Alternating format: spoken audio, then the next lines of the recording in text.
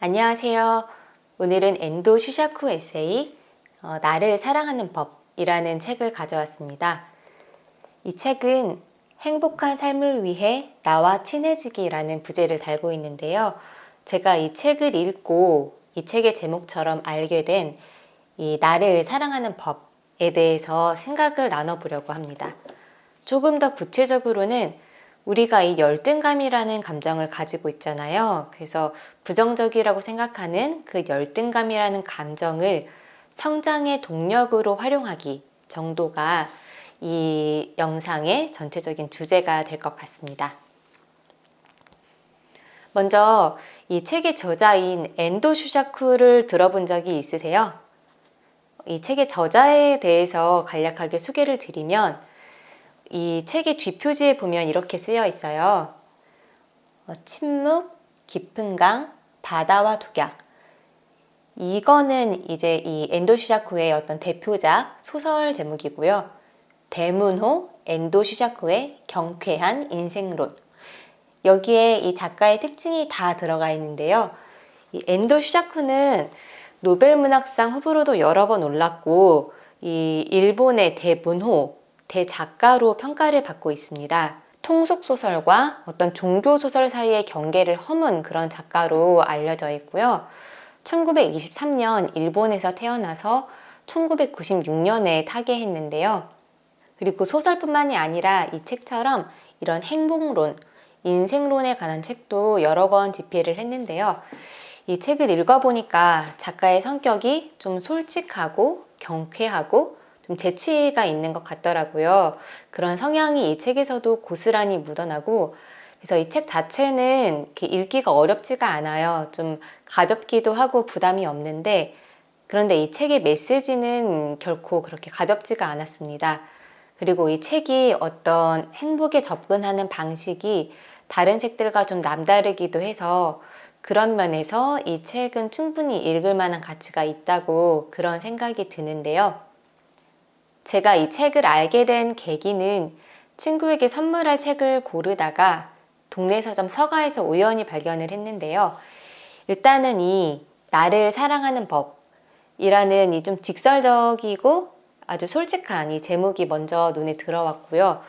그리고 이제 알고 있던 엔도 슈샤쿠라는 작가가 썼다는 점도 좀 호기심을 끌었고, 근데 무엇보다 이 책을 구매를 해야겠다라는 생각이 들었던 건 이 책의 첫 문장 때문이었어요. 이 책의 첫 문장이 어떻게 되어 있냐면 이렇게 사람이 사람다울 수 있는 것은 이라는 말로 시작을 하는데요.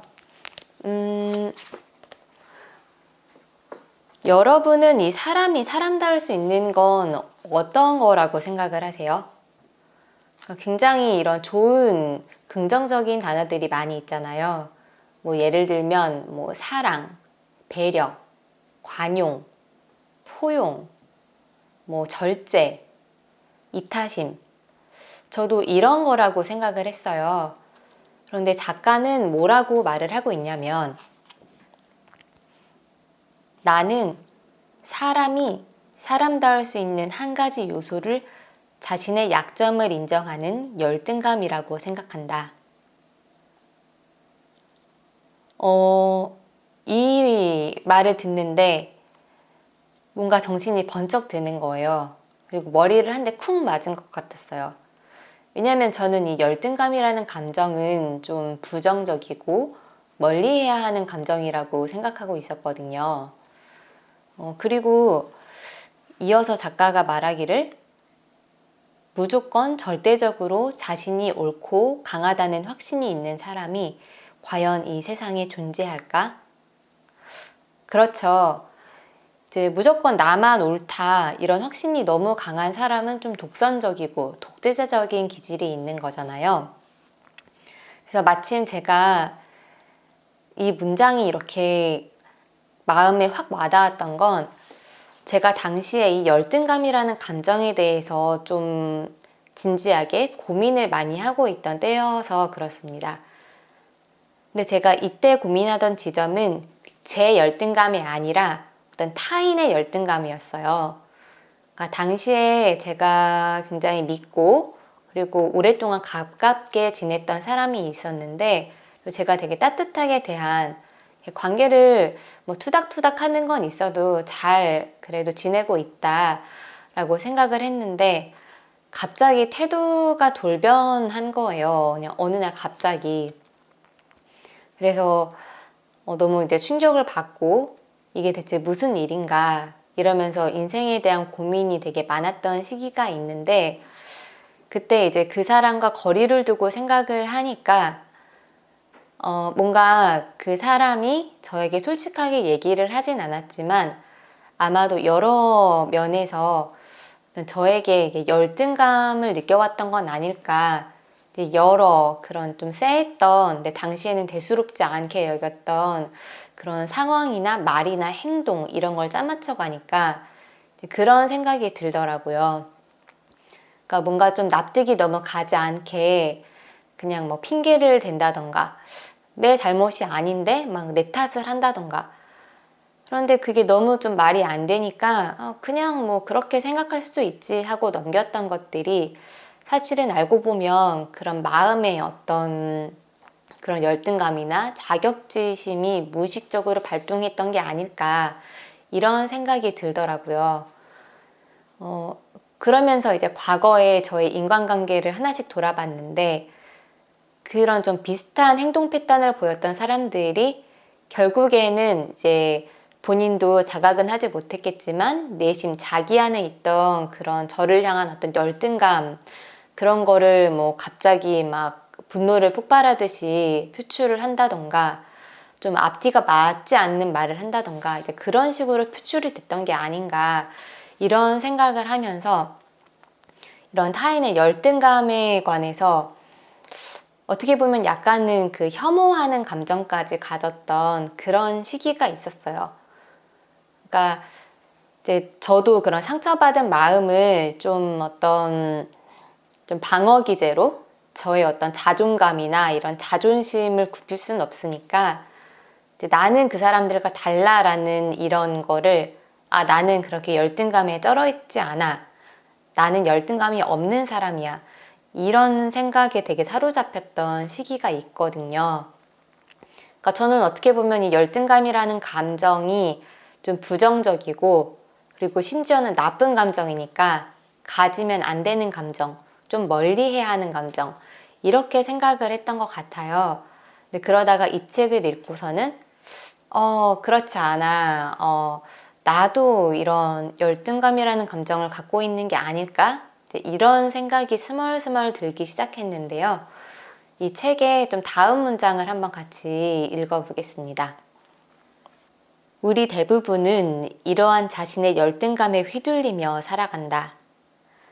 때로는 일부러 강해 보이려 행동하기도 하고 반대로 지나치게 의기소침해져서 주눅이 들기도 한다. 나 또한 오랜 세월 그렇게 살아왔다. 이 문장을 읽고 좀 제 생각이 이제 변하기 시작했어요. 그러니까 이런 대문호이고 이 작가가 이 책을 출간했을 때가 1982년이거든요.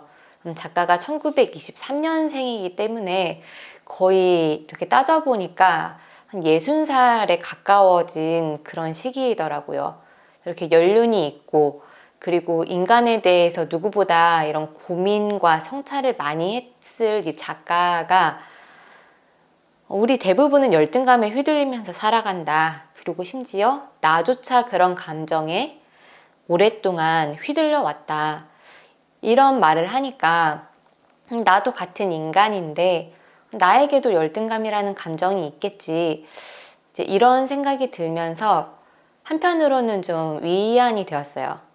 그러니까 이런 굉장히 연륜이 있는 작가도 오랫동안 이런 감정에 휘둘려 왔다는 게 제가 이렇게 오랫동안 부정해왔던 열등감이라는 감정을 조금 더 받아들이는 그런 계기가 되었던 것 같아요.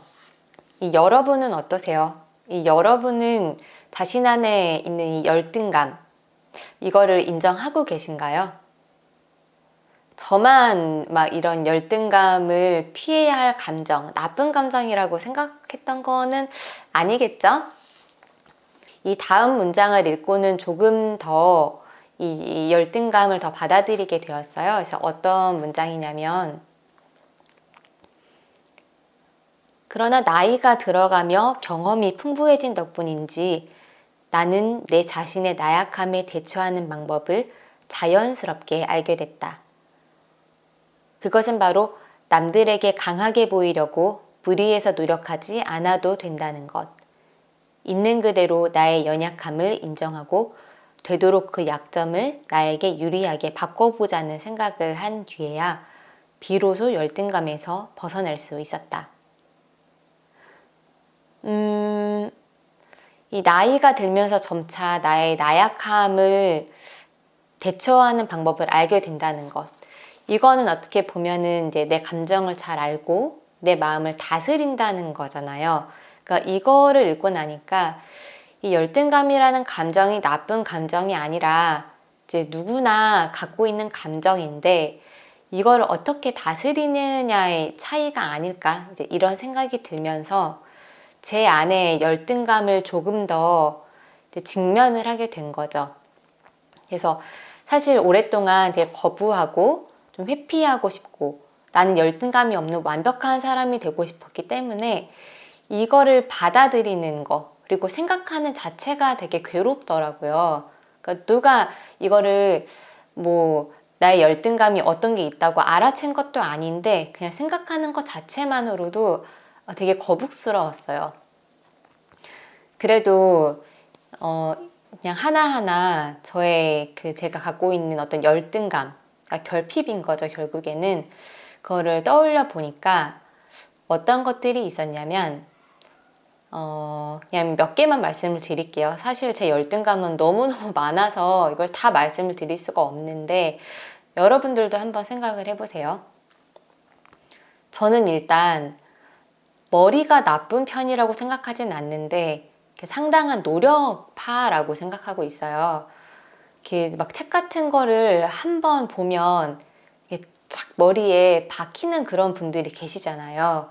사실 제가 지금 이 영상도 먼저 이 스크립트를 쓰고 되게 연습을 많이 하고 지금 녹화를 하고 있는데 그렇지 않고 바로 이렇게 숙지가 되는 분들 아니면 이 머리가 되게 비상해서 순발력 있게 뭔가 휙휙 두뇌가 돌아가는 그런 분들 계시잖아요. 저는 그런 분들이 되게 부러워요. 그런 재치가 있고 유머가 있고 이런 부분이요. 그리고 제가 지금 이 녹화를 영상 촬영을 집에서 하고 있는데요. 여전히 이런 세입자 신세를 면하고 있지 못하고 있기 때문에 뭔가 자신이 원하는 그런 곳에서 나의 그 주택을 소유하고 계신 분들 이런 분들도 굉장히 부럽고 그리고 제가 유튜브를 시작한 지 얼마 되진 않았지만 이런 채널을 키우고 싶은 욕심이 있기 때문에 되게 좋은 컨텐츠를 계속 기획을 하고 사람들에게 인정을 받고 호응이 좋은 그런 채널을 보고 있으면 그것도 되게 막 부럽고 막 질투가 나고 배도 아프고 그러죠. 그러니까 이렇게 따지고 보면 이 열등감이 끝이 없고 저는 그냥 열등감 덩어리인 거예요. 그래서 나는 열등감이 없어 라고 생각을 해버리면 그거는 나는 이제 인간이 아니고 싶어. 나는 이 인간을 뛰어넘은 신이 되고 싶어. 이제 그런 말과 다름이 없다는 생각이 들더라고요. 근데 되게 신기한 게 이 열등감이나 결핍이라는 게 되게 내 안에 있는 좀 나약한 감정, 숨기고 싶고 감추고 싶은 그런 감정이잖아요. 그러니까 오랫동안 좀 거부를 해왔을 거고. 근데 이 감정을 이렇게 그냥 받아들이고, 아, 그래, 나도 열등감이 있고, 누구나 다 열등감이 있지. 그런데 제가 그 상처를 받았던 분들과의 차이점이라면, 저는 그런 열등감을 막 타인에게 막 분출하거나 이제 그러지 않는다는 좀 그러한 차이점이 있는 건데요. 근데 사실 이것도 제가 그 당사자한테 분출을 하지 않는다 뿐이지 이렇게 막 친한 사람이나 관계가 없는 사람이나 이런 분들과 막 뒷담화도 하고 막 제 일기에 막 욕도 쓰고 이러니까 사실 저도 이제 외부로 분출은 하고 있는 거죠. 그래서 나도 그냥 그런 한낱 미물이다, 이런 연약한 모습이 있다라고 인정을 하고 나니까 마음이 되게 편해졌어요. 뭔가 되게 자유로워진 것 같고 내가 한 단계 더 나아간 것 같고 이제 그런 기분이 들더라고요. 그래서 이게 달리 말하면 내 안의 나약함을 받아들인다는 건 나에게 관대해진다는 의미이거든요. 이게 나한테 관대해진다는 의미는 또 달리 말하면 타인에게도 관대해진다는 의미예요.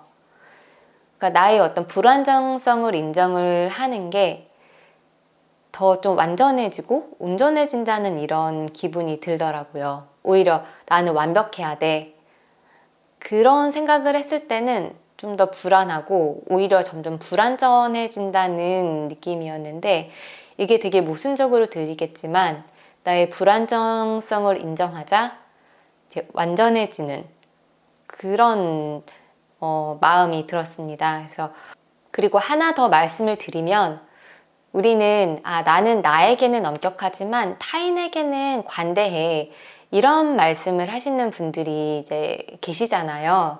제가 생각할 땐 꽤 많은 것 같아요. 여러분들은 이런 생각에 관해서 어떻게 바라보고 계세요?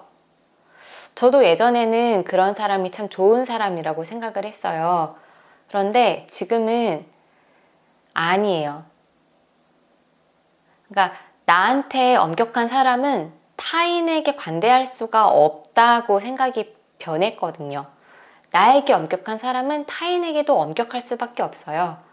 나에게 엄격한데 타인에게 관대하다는 말은 결국에는 타인에게 관심이 없다는 의미거든요. 그런데 이제 나와 진짜 가깝고 뭔가 내가 기대고 싶고 이제 내가 사랑을 주고 싶고 사랑을 받고 싶은 사람, 이런 관계에서는 나에게 엄격한 사람은 그 사람에게도 엄격할 수밖에 없습니다. 그러다 보니까 계속 트러블이 생기고 내 마음이 힘들어지고 그런 건데, 이 부분에 대해서도 여러분들이 한번 생각해 보셨으면 좋겠어요. 다시 이 책으로 돌아와서 말씀을 드리면 바로 이런 점이 이 책이 어떤 긍정론을 강조하고 있는 다른 자기계발서나 이런 행복론을 이야기하는 에세이와 가장 큰 차별점이라고 할 수가 있는데요. 그러니까 이 책은 인간의 어떤 부정적인 감정에 집중을 해서 이야기를 하고 있습니다. 그래서 이렇게 저자가 책을 쓴 목적을 프롤로그에 분명하게 밝히고 있어요. 그 부분을 이제 읽어드리면, 나는 사람들이 지닌 저마다의 나약한 점을 어떻게 하면 유리한 쪽으로 바꾸어 활용할 수 있을지에 대한 방법을 이야기하려고 한다. 그래서 제가 오늘은 이 책의 앞부분에 나오는 어떤 열등감이라는 감정에 좀 초점을 맞춰서 말씀을 드렸는데요. 이것 말고도 우리가 이제 흔히 부정적이라고 생각하는 예를 들면 불안감, 인간의 어떤 이중성, 여기에서 모습이 다르고 저기에서 모습이 다르고, 아니면 불안정성, 허영심, 허세, 이런 것들도 어떻게 이제 잘 다스리고 좀 내 인생의 보탬이 되는 방향으로 이렇게 활용할 수 있는지에 관한 그런 많은 이야기들이 이 책에 나오고 있습니다. 그러니까 이 책을 한마디로 요약을 하자면, 이 책의 뒷면에도 아주 잘 나와 있는데요. 스스로의 나약함을 인정하는 사람만이 진정으로 자신을 사랑할 수 있다. 그래서 어떻게 하면 이 나약한 점을 인정을 할지에 관해서 이 책은 계속 이야기를 하고 있고, 그것이 바로 나를 사랑하는 그 출발점이다, 이렇게 정리할 수 있을 것 같습니다. 오늘 이 영상과 저의 어떤 경험담이 여러분들도 자신의 이런 나약한 점, 열등감을 좀 한번 생각해 보고 받아들여서, 항상 받아들일 수는 없죠. 그래도 뭔가 자유로워지는 그런 경험을 하시는 계기가 되었으면 하는 바람이고요. 마지막으로 이 책에 나오는 좀 저에게 마음이 와닿았던 문장을 몇 개 더 공유하고 오늘 영상은 마무리하겠습니다. 이렇게 긴 영상 끝까지 봐주셔서 진심으로 감사하고요.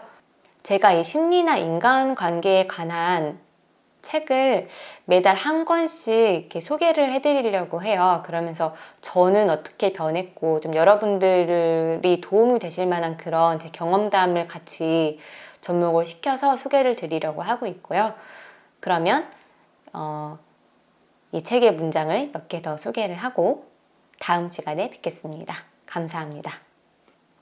무슨 일을 할 때 어떻게 하면 그 일을 즐기면서 할 수 있을지를 고민하는 것이 중요하다. 무조건 열심히 성실하게만 노력한다고 해서 다 좋은 방법은 아니다. 성실하게 노력하는 것 최선일까 중에서